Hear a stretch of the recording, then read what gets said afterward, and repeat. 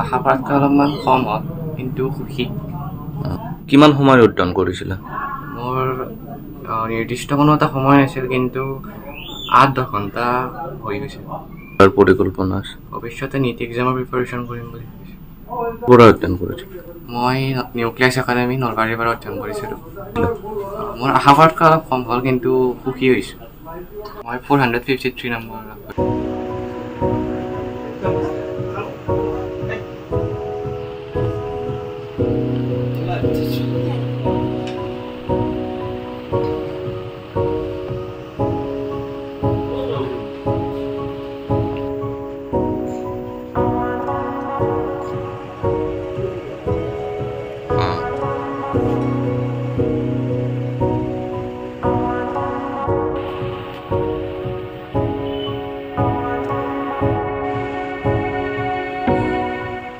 আশা কৰাতকৈ অলপমান কম হ'ল কিন্তু সুখী।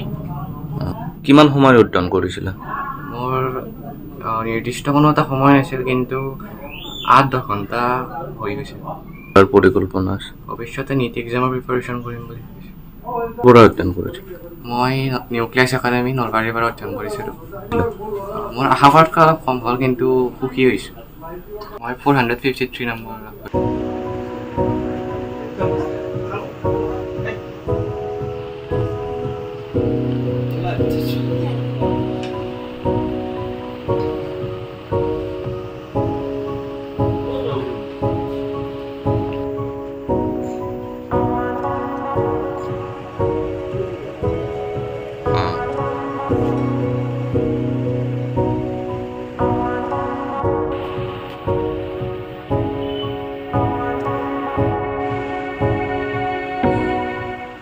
আশা কৰাতকৈ অলপমান কম হ'ল কিন্তু সুখী। কিমান সময় অধ্যয়ন কৰিছিলা?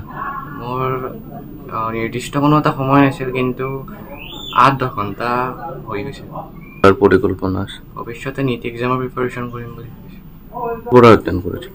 মই নিউক্লিয়াছ একাডেমী নলবাৰীৰ পৰা অধ্যয়ন কৰিছিলোঁ। মোৰ আশা কৰাতকৈ অলপ কম হ'ল কিন্তু সুখী হৈছোঁ। মই 453 নম্বৰ লাভ কৰিছোঁ।